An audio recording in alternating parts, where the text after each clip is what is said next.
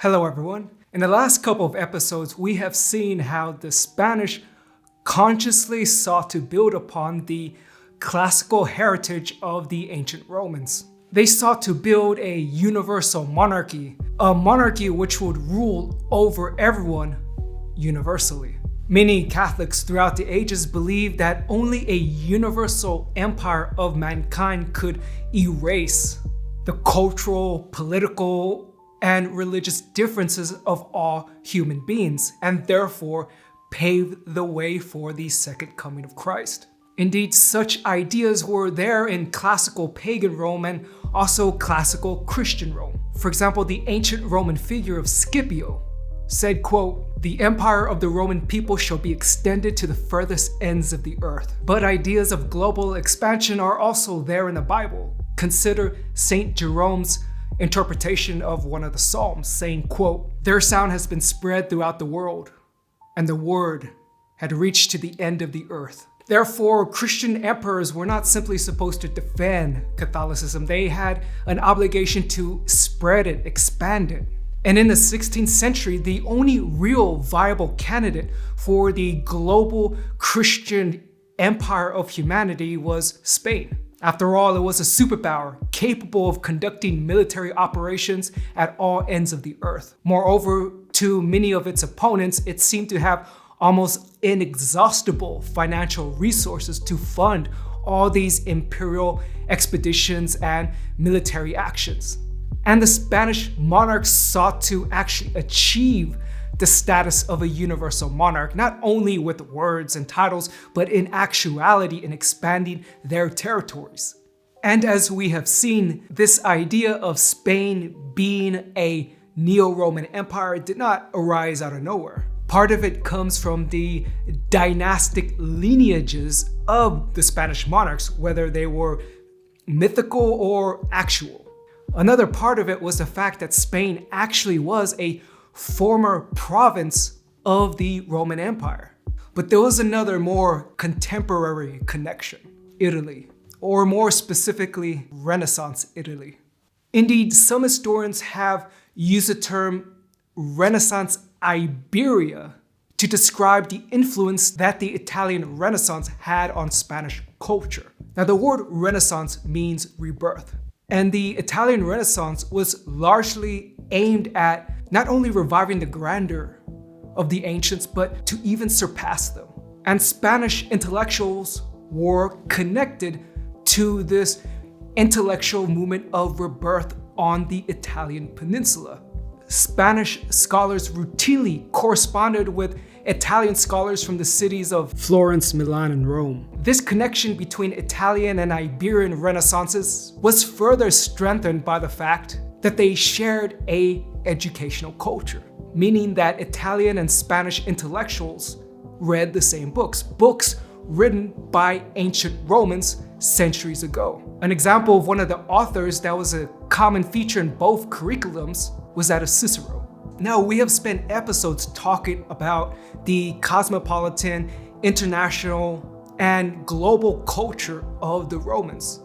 But in all actuality, they never approached anywhere the same kind of zeal toward universalism that was exhibited by the Catholic Church. The Catholic Church and the Pope really did try to lay claim to every soul on earth, to expand their jurisdiction over every human being.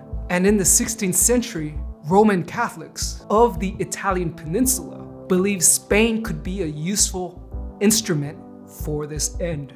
But Spain was not at all a mere pawn of the Papal States. Spain also sought to benefit from this arrangement. Keep in mind that Spain justified its military occupations and interventions based on the idea of saving souls, of spreading the word of God.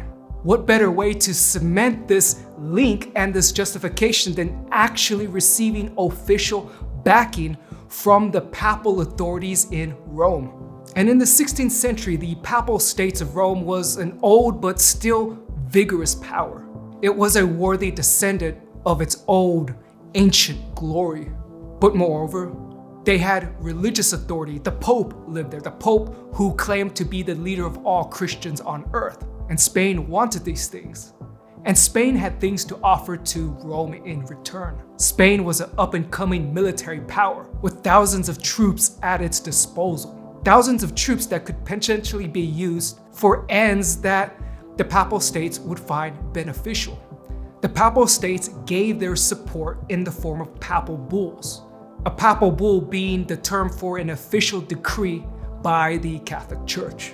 Beginning in the 1490s, the Catholic Church in Rome was issuing official papal bulls saying that Spain indeed has the right to occupy lands on the American hemisphere, and they indeed have the right to instruct the peoples there to find their way toward God. And the Spaniards believed that these papal bulls were every bit as legitimate as the so-called donation of Constantine. The donation of Constantine was a medieval myth that supposedly claimed that Constantine the Great gave authority for the Roman Empire to the Pope, the leader of the Catholic Church. Thus, for the Spanish, it was the Pope who returned the favor. It was the Pope who now gave territories to Spain. Now, this alliance between the Papal States and the Spanish Empire began under the monarchs of Ferdinand and Isabella. However, as we have seen, they would pass this link down to their successors, one of which, of course, being Charles V. But at the same time, this idea of spreading Catholicism and a Catholic empire became a core element of the Spanish Empire. And although it was begun by Ferdinand and Isabella, the two monarchs who arguably portrayed this link to the Papal States and Rome and Christianity the most were that of Charles V and Charles V's successor, Philip II. And as we have seen, Charles V portrayed himself as a global defender of Catholicism. And such a moment came with Hayreddin, Barbarossa. Barbarossa was a powerful Ottoman admiral who posed a constant security threat to the Papal States. In one example, Barbarossa's forces took the city of Tunis, a city not so far from Rome. It just so happens that Tunis is a perfect location to continue to harass and attack the European states in the area, including the Papal States. Fearing the worst, the Papal States created an alliance to confront the security threat. Not content with merely portraying himself as the defender of Christendom, Charles V was resolute that his actions would back his words. At the age of 35, Charles V fought Barbarossa's forces at Tunis. Charles V's victory only enhanced the propaganda narrative that he was the champion of Catholicism and the defender of the Catholic Church. And the Papal States also gave back to Spain. The Papal States contributed numerous Italian troops to fight in Spain's imperial wars. Whenever Philip II was in charge, the Pope even urged him to attack England. And Spain also gave back to Rome.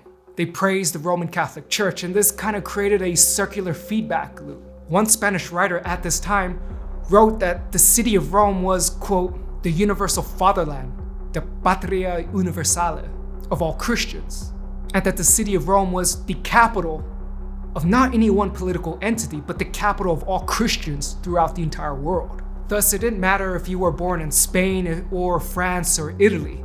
The flesh did not matter.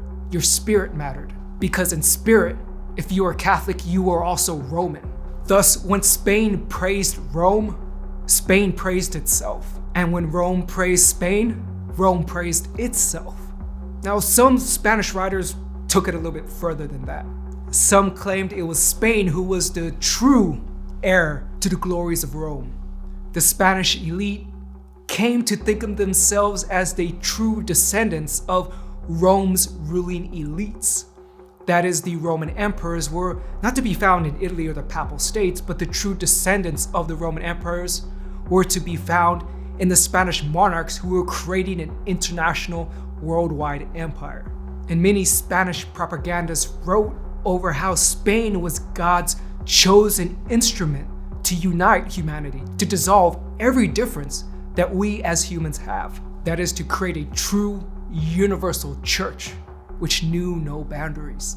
In the 16th and 17th centuries, Christendom, particularly Catholic Christianity, was an ideology of imperial expansion, striving for global unity, striving to roll back the darkness by adding new provinces and new territories to a new empire of humanity.